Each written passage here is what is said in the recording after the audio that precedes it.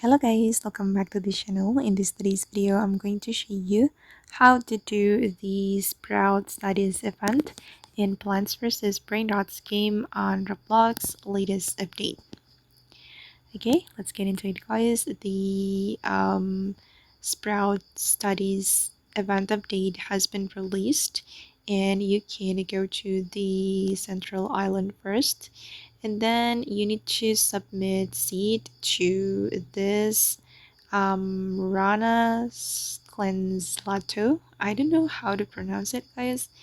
You need to submit your seed and then it will turn the seed into a plant and the seed or the plant will get mutation. Wait, let me submit my seed. Oops, but we need to wait for the timer guys. I have submitted my seed and then we need to until 5 minutes to get the plant. I have submitted my grape seed, this one, and when it's finished you can take the plant and the plant will have a mutation.